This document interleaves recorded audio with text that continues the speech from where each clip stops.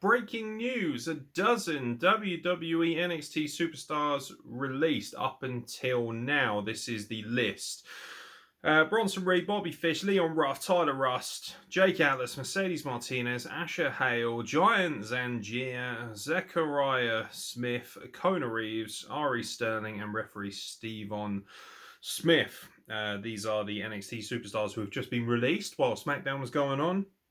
This is currently the list as it stands. There may be more, so my apologies if my reactions don't particularly cover all of those after the fact. WWE releases are getting kind of par for the course now, and I personally have never had an issue with companies releasing talent. I know that a lot of people want the AEW mentality of things, which is hire everybody and throw your money around, but that's not how business works. But there are a few names on that list that really break my heart, actually. Obviously, Bronson Reed is probably the biggest there. I love Bronson Reed. As Jonah Rock on the Indies, he was one of my favourite talents. I think releasing him is a mistake. I do. I think he's the kind of guy who could go to an AEW or an Impact or a Ring of Honor or an NJPW even. Wouldn't surprise me if he wanted to head back that way, particularly with Australia in mind. He just has everything.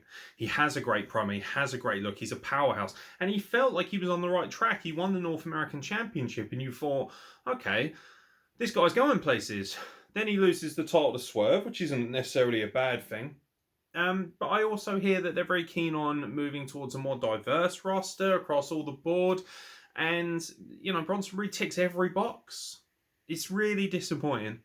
And I felt like with the right amount of patience, he could have really been something special. They even had a moment where he was on Main Event, and a lot of people suggested, because it was the same night, I believe, as Karrion Kross, there was a suggestion that he was heading to the main roster, and that looks like that's never going to be the case now, and I think that's a real shame. And the other one is, for me, there are two other names that really stand out to me that I think are massive disappointment. One is Mercedes Martinez, because she worked so hard to get to this point, and I know she had some decent high-profile matches, including a title match with Raquel Gonzalez, but she's one of the best women's workhorses in history. She may not have the necessary star power of a Charlotte Flair or a Tessa Blanchard or even a Britt Baker right now on AEW, but she is a working woman's wrestler, and she's one of the best to ever do it. And that is a huge loss for me for WWE. But I kind of understand NXT's women's division is swollen with talent. They've just brought in Saray and some new talents as well, which they're obviously going to be looking to work out, which is probably why Shotzi Blackheart, Tegan Nox and Toni Storm find themselves on SmackDown now, doing a pretty decent job, at least so far. It's just a bit heartbreaking for someone like Mercedes, because I know how much she wanted to be at the pinnacle of wrestling, and this really did signal the pinnacle of wrestling for her. And of course, Bobby Fish, because he's one of my favourite all-time wrestlers. The Undisputed Era breaking up is heartbreaking. Knowing that now one of them is actually out of the company is even more so heartbreaking. Bobby lost to Roderick Strong on NXT last week. That's the last time I'll see him, at least there. Now, Bobby is, sort of in his early to mid-40s, I believe. I don't think personally that matters. He's clearly in the best shape of his life. He works well. He is injury prone to a certain extent, and maybe that's kind of factored into it. But it just breaks your heart that those three in particular are gone. Now, not to sort of throw shade at the other people on the list. I mean, Jake Atlas is a nice guy and a lovely wrestler, but he clearly was never going to be anything more than enhancement talent. Tyler Rust looked like he had a lot of potential. That's disappointing. Leon Ruff was very exciting, but again, very small guy, and you just knew that his ceiling was going to be capped at around the 205 Live level. Don't have much experience of Asher Hale. Giant Zangier, I remember, like the look of the guy. We covered him on the Republic Day special for WWE India.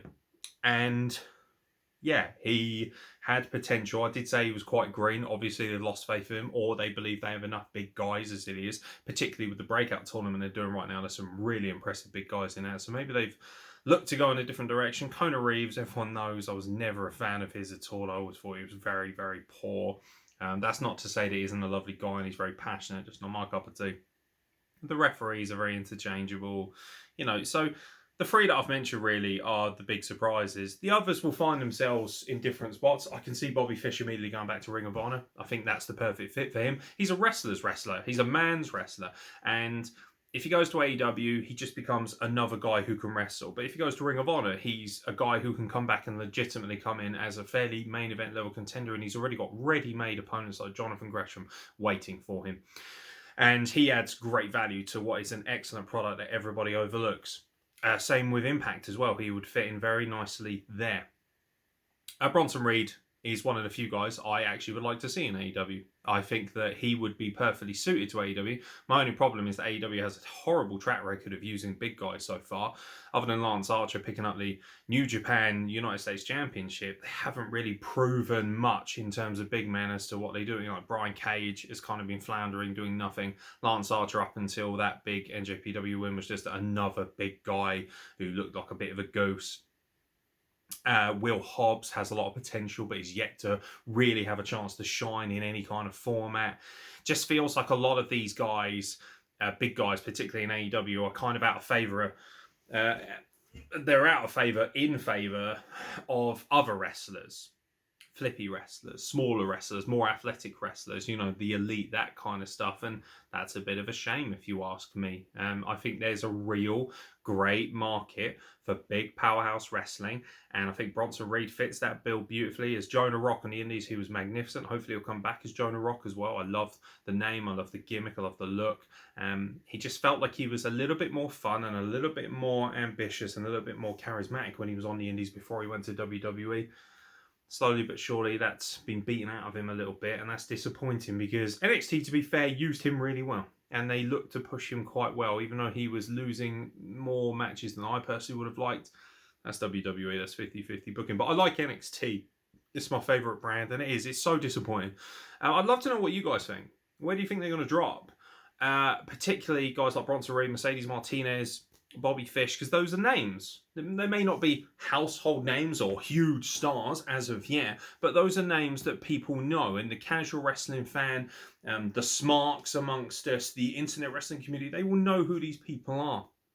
Same to a lesser extent with guys like Jake Atlas and Kona Reeves. So where do you think they fit in best? I think a few of these guys fit in Impact. Some of them, with all due respect, probably the Indies is kind of their ceiling. It is disappointing, though, that those three in particular have been removed. I can kind of understand the others, and it's harsh. You don't want anyone to lose a job or be released. And apparently, they're looking to take NXT in a different direction. NXT TakeOver 36 looks absolutely stacked, regardless of any of these people, or regardless, should I say, of any of these people being removed or, being, for lack of a better term, fired. But I just feel like, NXT has been that brand where it's kind of felt like it's not part of the main roster. And now we're starting to pick up some traits. I hear that Vince McMahon is hovering around a bit more. We see what he's doing with Karrion Kross. He's fiddling around. And now that he's kind of got his claws in a little bit, and it sounds like he's taking more of an interest in NXT, I worry for that brand. Because that is the purest brand. That, for me, is the best wrestling brand that wrestling overall has, other than Ring of Honor. I think Impact does, for my money, the most entertaining wrestling. And I like AEW, but it's not my personal cup of tea, so it's never going to be something that I rely on. But they all have different facets that work for them, as does NXT, and this is kind of a bit of a small blow for it. But that being said, I doubt it's going to affect the product that much, and that's probably why it hurts so much, knowing that these guys are going to move on, hopefully have great careers elsewhere. But at the same time, it still feels like it's not going to change anything. Bray Wyatt, for instance, being released is a big deal on the main roster. Aleister Black was a huge loss, in my opinion, and AEW have capitalised immediately on that. And the fact that, no complete clause wasn't in place for 90 days just shows how stupid they are at times, WWE. They're arrogant. But they aren't on that level. But from a personal standpoint, they still hurt a little bit. But like I say, we'd love to know what you guys think. Let us know in the comments below. Like, comment, subscribe, all that jazz. And let us know what you think. And who hurts the most for you? Who do you think's the biggest mistake? But also, who do you think's the best release? Because let's be honest, you can't keep everybody. And some of these guys were just kind of dead weight hovering around, with all due respect to them. people have to shift, people have to move on. So who do you think is best moving on from this product and was actually a good choice in terms of business to release? But most importantly, let us know, irregardless of your thoughts. And yeah, hopefully we'll catch up with you very soon for more content from the WrestlePlug.